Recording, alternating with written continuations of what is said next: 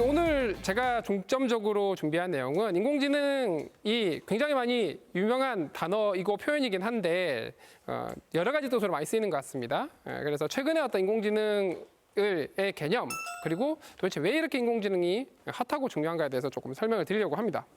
여러분들 인공지능 하면 대개 이런 걸 떠올리십니다. 아이언맨의 뭐 자비스 이런 뭐 물어보면 다 대답해 줄 것 같고 엄청 뭐 모르는 게 없는 것 같고 이런 영화에서의 어떤 개념을 많이 떠올리시죠? 그런데 현실은 이렇습니다. 일단 스피커, 여러분들 주위에 있는 굉장히 많은 스피커들 굉장히 많이 사용하시고 계실 거예요. 뭐 노래를 틀어달라고 하거나 알람을 걸어달라고 하거나 물론 만족도가 아주 높으시지는 않습니다. 사실 뭐 대화를 하는데 좀 막히는 것도 많긴 하죠. 이 얘기는 인공지능이 아직도 많이 배워야 한다. 뭐 이런 개념 정도로 이해를 해주시면 될 것 같고요. 조금 더 재밌는 데모 위주로 좀 소개해드리겠습니다.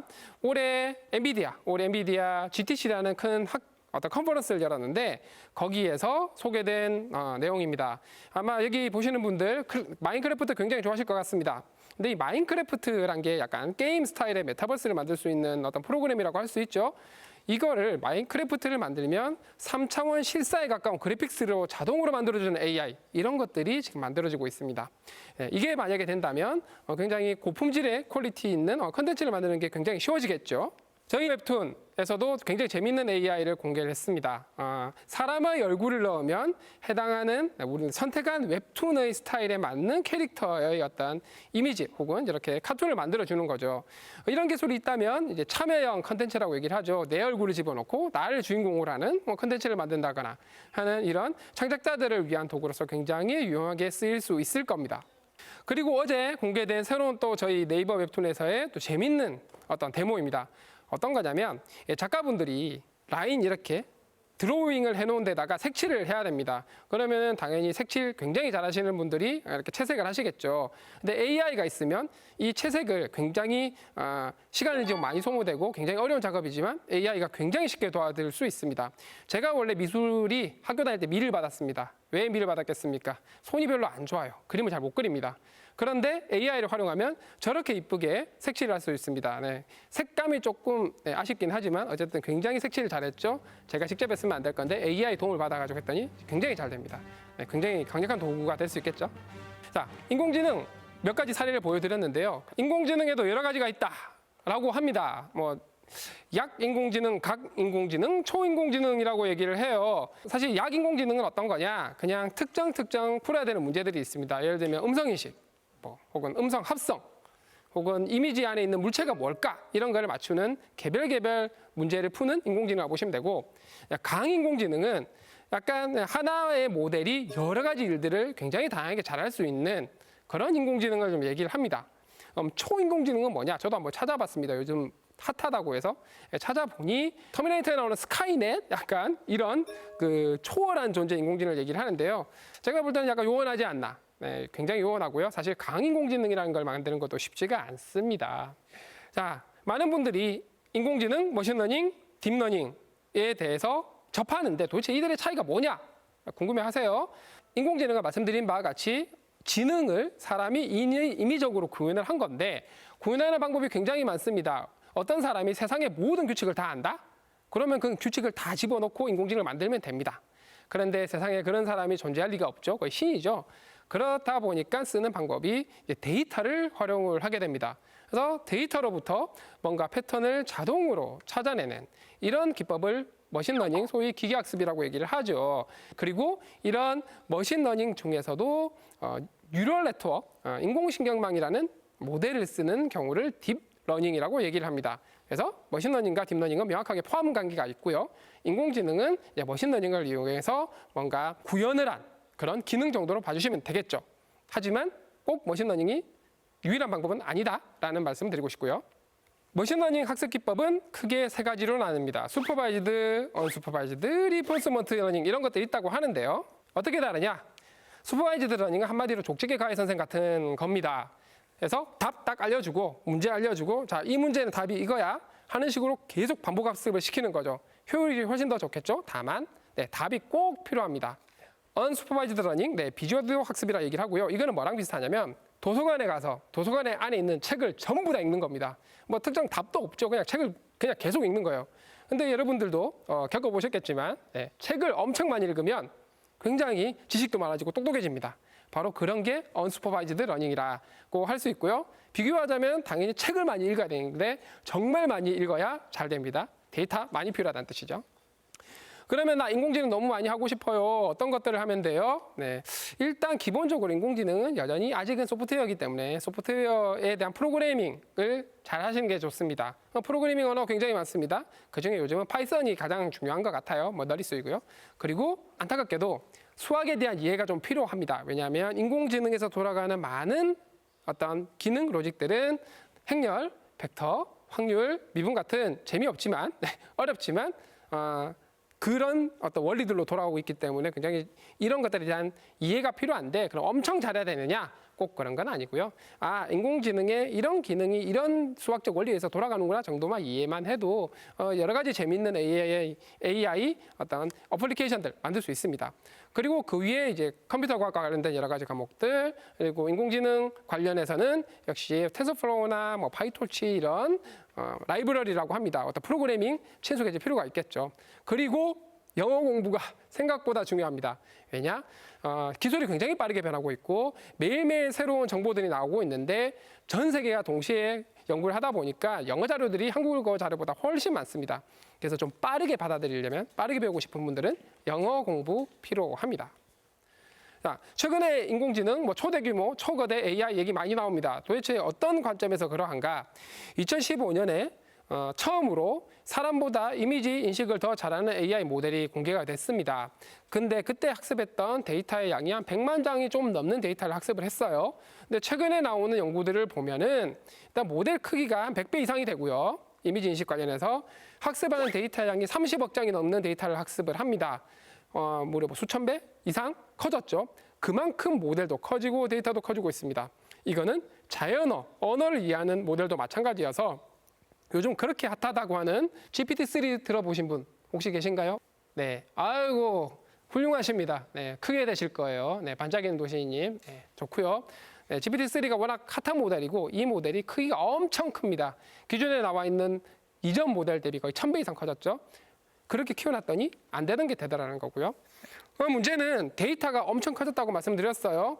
네, 그냥 정답 따라주고 학습하라 그러면 이 데이터들마다 정답을 달아줘야 되는 이슈가 생깁니다. 자, 이미지 10억 장에다가 이 이미지 안에 있는 물체를 사람들이 다 정답을 단다? 힘들죠. 그래서 나온 방법이 사람이 이미지에 정답을 다는 게 아니라 그냥 사람이 정답을 달아주지 않고도 임의로 정답을 만드는 방법을 씁니다. 그것이 자가지도 학습 혹은 셀프 슈퍼바이즈드 러닝이라고 하는 방법이고요. 어떻게 그럼 사람이 정답을 안다냐? 예를 들면은 사진 있죠? 사진을 그냥 임의로 90도를 돌리든 혹은 170도를 돌리든 돌려놓고 AI 모델한테 이 사진에 몇 도가 돌아갔을까 맞춰보라 라고 하면 됩니다. 그럼 사람이 정답을 안 달고도 어떤 답이 있는 문제가 되는 거고 그걸 가지고 열심히 학습하는 거죠. 그런데도 이렇게 학습을 해도 학습이 잘 됩니다. 자, 그러면 이런 초대 규모화 되는 게 어느 정도 패턴으로 가고 있느냐? GPT-3가 1750억 개 정도의 어떤 매개 변수, 아까 말했던 그 연결선으로 표현이 되어 있는데 지난주에 마이크로소프트와 엔비디아가 함께 공개한 튜링 NLG라고 하는 AI가 있습니다. 초고대 AI. 크기가 530빌리언, 즉 5,300억 개의 매개 변수를 갖습니다. 그 크다는 GPT-3의 3배 규모입니다. 전 세계가 초대 규모 AI를 위해서 달리고 있다는 얘기죠. 도대체 왜 이렇게 크게 만들어요? 자원도 많은데. 자원도 많이 들고, 돈도 많이 들고, 전기세도 많이 들고, 탄소도 많이 나오는데. 자, GPT-3가 쓴 글을 많은 사람들에게 자, 이게 AI가 쓴 글일까요? 사람이 쓴 글일까요? 맞춰보세요를 했더니 정확도가 50%가 나옵니다. 둘 중에 하나 찍는 거지 않습니까? 찍어도 50%인데 열심히 고민해서 풀어도 50%예요. 사람이 구분을 할 수 없다라는 뜻입니다. 그만큼 글을 잘 써요. 글만 잘 쓰냐? 심지어 이미지도 굉장히 생성을 잘하고요. 왼쪽 그림 보시면 그냥 녹색 시계인데 사각형명으로 된 거 그려봐라 했더니 저렇게 그려줍니다. 세상에 저런 시계 존재하지 않습니다. 오른쪽은 프로그래밍 좋아하시는 분들 계실 것 같은데 코덱스라고 해서 어떤 AI가 프로그램을 짜줍니다. 그래서 어떤 순서대로 정렬하는 프로그램을 짜줘 라고 하면 그냥 그걸 하는 프로그램을 짜주는 거죠. 물론 아주 모든 거에 대해서 잘 되냐? 아직은 그렇지는 않고요. 테스트 단계에 있긴 하지만 어쨌든 머지않아서 사람 프로그래머랑 AI가 함께 프로그램을 만드는 시기가 오지 않을까라고 생각을 하는 거죠. 실제로 정량적으로 봐도 결국 모델을 키우는 게 중요한 이유는 모델이 커지고 데이터가 커질 때 서로 제한을 주지 않으면 계속 커지면 커질수록 성능이 좋아지더라. 혹은 지금까지 안 되던 게 되더라라는 게 확인이 됐기 때문입니다. 그거는 어떤 언어 쪽도 마찬가지고 시각 쪽도 마찬가지고 음성 쪽도 마찬가지다라는 게 증명이 되었죠. 이런 시대에 네이버 클로바는 무엇을 하고 있는가? 이런 AI 기술 열심히 연구 개발하고 서비스도 만들고 있습니다. 아무래도 여러분들 스피커에 많이 친숙하실 것 같은데 특히 최근에 저희가 전 세계 최초 책을 대신 읽어주는 램프라고 하죠. 클로바 램프. 많은 분들이 좋아하시고요. 아마 어린이가 집에 있는 분들 많이 도움을 받고 있는 것으로 알고 있습니다. 심지어 저도 굉장히 도움을 많이 받고 있어요. 그리고 연구 관점에서도 저희가 전 세계 어떤 연구 그룹에서도 굉장히 인정을 많이 받을 정도로 학술 연구 너무 많이 제출을 하고 있고요. 이 수치는 국내 기업 중에서는 독보적으로 가장 많은 수치고 어떤 AI 대학원이나 AI 열심히 하는 대학교들과 비슷한 수치다라고 보시면 되겠습니다. 그리고 AI란 게 꼭 비즈니스 관점에서만 기여하는 게 아니라 이런 어떤 사회공헌 이런 데서 기여를 할 수 있습니다. 코로나 같은 경우 확진자가 생기면 능동감시자가 발생할 수밖에 없습니다. 이분들 괜찮을지 전화를 걸어야 되는데 예전에는 보고서 공무원분들이 다 전화를 했습니다. 힘들죠. 하루에 몇천 명한테 전화를 걸어야 되니까 그거를 AI가 대신 전화를 걸고 상태를 확인할 수가 있습니다. 이런 여러 가지 AI 기술들을 저희가 만들고 있는데 다시 초대 규모 쪽으로 조금 넘어오겠습니다. 초대 규모 AI가 정말 막강한 거는 그리고 패러다임을 바꾼다고 생각하는 거는 바로 AI 기술 서비스 제품을 만드는 개발하는 방법론 자체를 바꾸고 있다는 거고요. 예전에는 특정 서비스 혹은 제품들의 AI를 적용하기 위해서 개별 서비스마다 문제를 정의하고 데이터 따로 구축하고 모델을 따로 만들었어야 했는데 지금은 거의 유사한 서비스들은 그냥 하나의 큰 모델에다가 관련된 데이터 다 집어넣고 학습을 시킨 정말 강력한 AI 모델을 쓰면 나머지 서비스들은 그냥 그대로 활용을 하면 된다. 라는 부분이 엄청나게 차이가 나는 거고 이게 바로 AI 기업들의 역량 차별화를 가져온다고 생각을 합니다. 문제는 이 초대규모 AI 만들려면 뭔가 조건이 좀 있습니다. 첫 번째가 굉장히 뛰어난 전문가분들이 많이 있어야 되고요. 두 번째는 데이터 굉장히 많아야 됩니다. 아까 패턴에서 보셨다시피 데이터의 양이 굉장히 중요하고요. 양이 중요할 뿐만 아니라 어떤 데이터를 가지고 있느냐도 굉장히 중요합니다. 거기에 데이터도 굉장히 많고 모델도 엄청 커지다 보니까 당연히 계산량도 많아지겠죠. 이 계산량을 극복하기 위한 어떤 서버, GPU, 네트워크 그리고 이 장비들을 넣을 공간까지 엄청나게 많은 투자가 필요하겠죠. 이 세 가지가 다 있어야 가능합니다.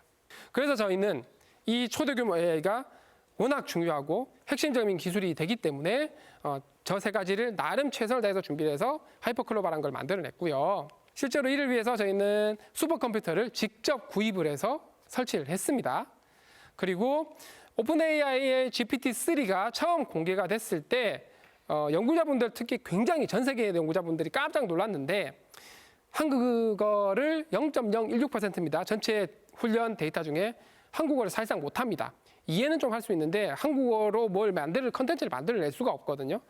무슨 얘기냐면은 우리나라 한국어를 사용하시는 사용자분들은 이 정말 막강한 AI 기능을 사용할 수가 없다라는 뜻이 돼요.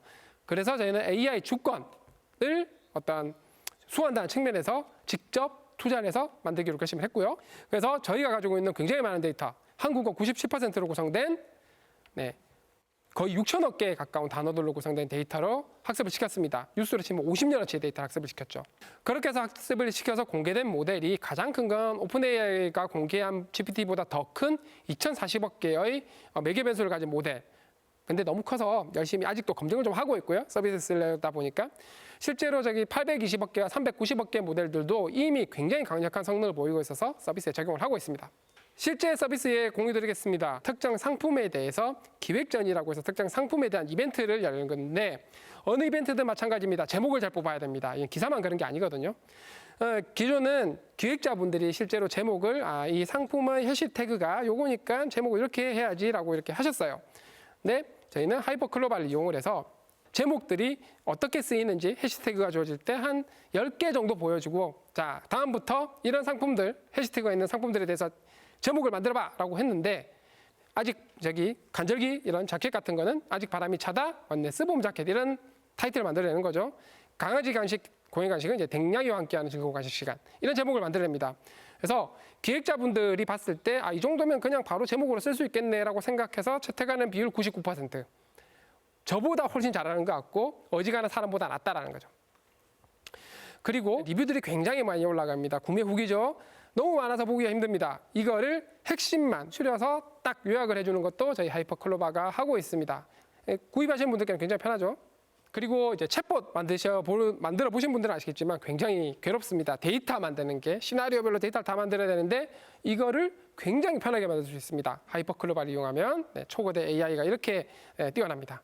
생산성 10배 올린답니다. 근데 문제는 AI 이렇게 과거에 비해서 성능이 너무 좋아지고 영향이 너무 좋아지다 보니까 걱정이 되기 시작했죠. AI가 사람을 해치웠잖아. 터미네이터 이런 걱정을 하기 시작했습니다.